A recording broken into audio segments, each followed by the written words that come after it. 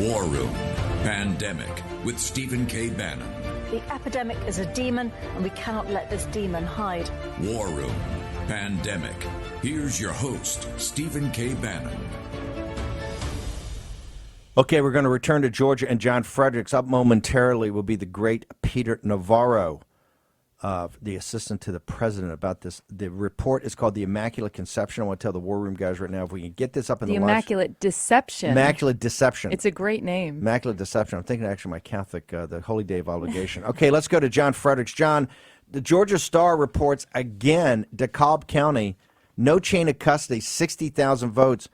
You go through with the lawyer Smith, you got 140 or 150,000 illegal votes, right? Forget the mail-in where you're doing the signature count in Cobb. What is going on in Georgia today to get to the bottom of the 140 or 150,000 illegal votes, whether they're post office boxes, too young to vote, living in multiple states, that with this lack of chain of title of these things, and just the election officials down there being so arrogant, like they don't have to make any of these deadlines. They're going to drop it when they're going to drop it. What's our status on that, and who's fighting it down there? Well, you're not going to like the answer, because the answer is no one and nothing. And so that's what's concerning to us all. Basically, everything now is riding on the Linwood lawsuit. He's got all this in it. He's on the docket of the Supreme Court, and Sidney Powell's lawsuit. Everything is riding on it. Because there's no General Assembly special session on the election, there's nothing the General Assembly can do. Raffensperger, the Secretary of State, the Republican weasel, has basically signed off on everything. So there's nothing to do other than file lawsuits. David Schaefer's filed 3 of them. They've gotten nowhere with them, because what the judges are saying is Raffensperger's got the right to make this deal with Stacey Abrams. So what the politicians are telling me in Georgia, those that really understand the fraud that's going on, is they're going to fix it in their session in 2021 come January. That's post-January 5. Now, if these 2 Democrats win, who cares? you're going to get another stream of lawsuits. I mean, but it's after the fact. It's like Lynn Wood said, after the fact doesn't do anything. You got to do it now. Linwood, let me just say one other thing. Linwood has filed a lawsuit to postpone the election till February until all this is resolved. That's on the docket of the Supreme Court. They're going to have to make a decision on that.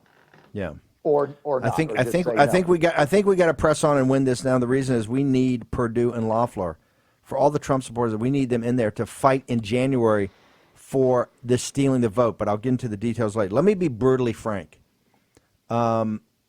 If this Georgia situation is not resolved in the next couple of days, and what I mean by that, some action on a special session, some stopping all this nonsense and illegality, Loeffler and Perdue stepping up and showing the Trump voters that they're in this fight now, and in this fight means calling for a special session now, and it means that on January 6th, after they're reelected, that both of them will individually say, I don't care about Mitch McConnell. I'm going to back Mo Brooks, and we're going to go through this thing if we have to. If we haven't already won by then, we're going to go through in the Senate. We're going to go through state by state. We're going to take this. The Constitution says 2 hours apiece.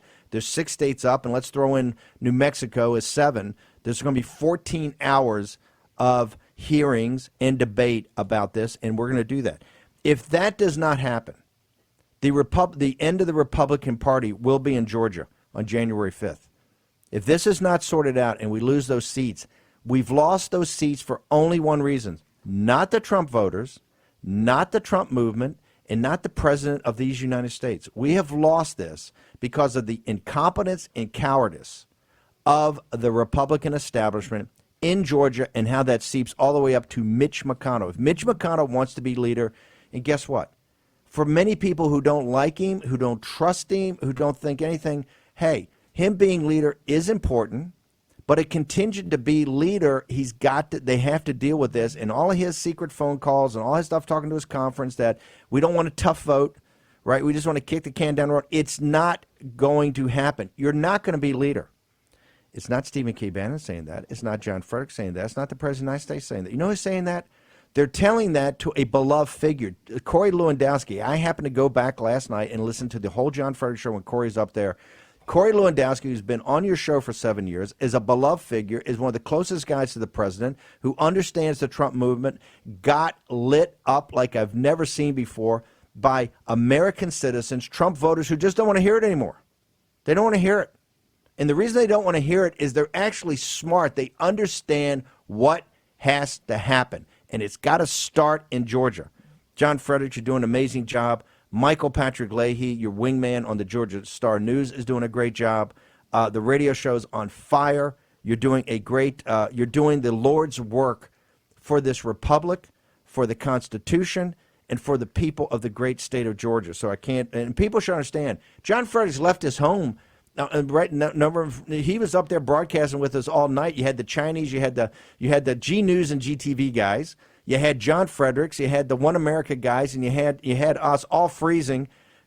John Fredericks packs up like the next day or the day after. He's in Georgia. He's been down there. He's been down there the entire time. I think he took a couple of days off with the family over Thanksgiving. Other than that, I don't want to hear all the nonsense about the Club for Growth and the Americans for Prosperity and all these guys that flit in there and spend a weekend. John Fredericks been down there 20 hours a day, 7 days a week since the election was over. Why? He understands the importance of Georgia. We get it. We understand it. So, Fredericks, you're an American hero and you're a patriot. And there's no higher compliment in the war room lexicon. So thank you very much. Thank you for everything you're doing.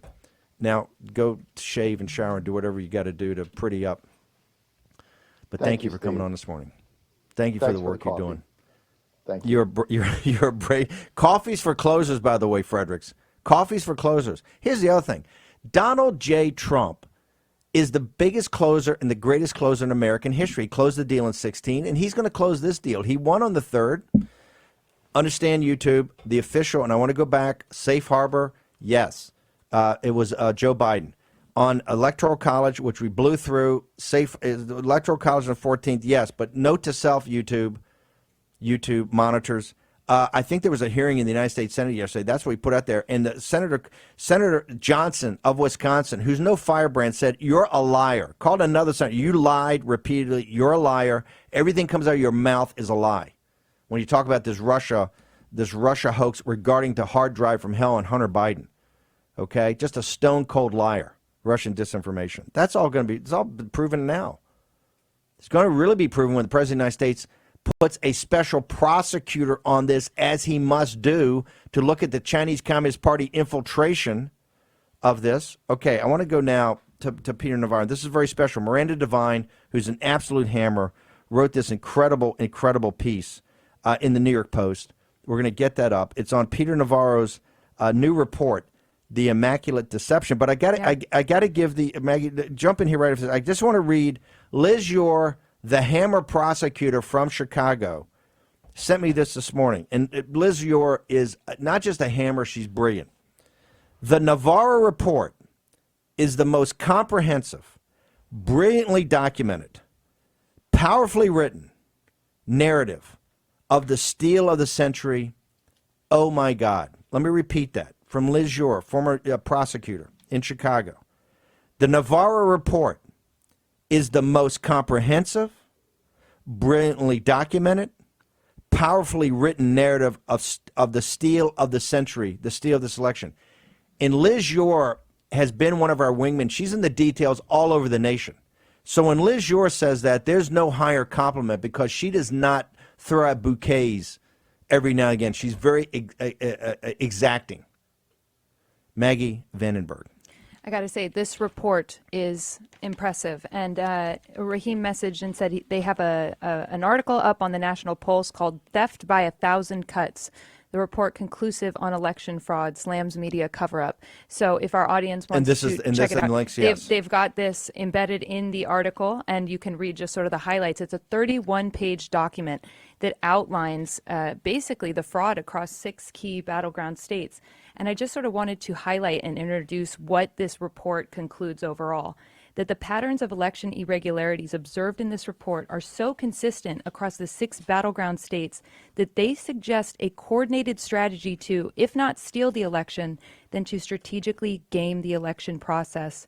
and they go on in such a way as to, swing the ticket for Biden-Harris. Okay, let me bring in the individual who's done more to support working men. I mean, this is President Trump's go-to guy on the 16 campaign, or very early on came up with the analysis of the problem with the Chinese Communist Party, what they had done to deindustrialize America. He's been there since the very beginning. And here's the thing. No give up, no back down. You talk about holding the line. This guy's been holding the line for years, okay? The reason we have populist economics, and inside he's fought nonstop to represent American workers, American families in the middle class. And it's just absolutely incredible. A man of incredible bravery, because it's been so easy to quit, so easy to roll over, so easy just to surrender. But this is the people that are involved in this fight now. There's no surrender in them. You can say Rudy Giuliani, John Fredericks, Bernie Kerik, Peter Navarro, Jenna Ellis, right? Maggie Vandenberg. They call us the dead earners. Hey, we're proud of that. That's like calling us deplorables to the 10th power, okay? Because we're never going to stop. And once you read this report's a framing device. It is the immaculate deception, 6 key dimensions of election irregularities. And it's called the Navarro Report. It's in the New York Post today. Miranda Devine, the great columnist, has a report up there. Other than calling it election irregularities, which is kind of the left-wing term. Okay, I've got to jump here. We got a short commercial break. We're going to return. We're finally going to get Peter Navarro in here. Peter Navarro will join us after the break to go through the immaculate deception.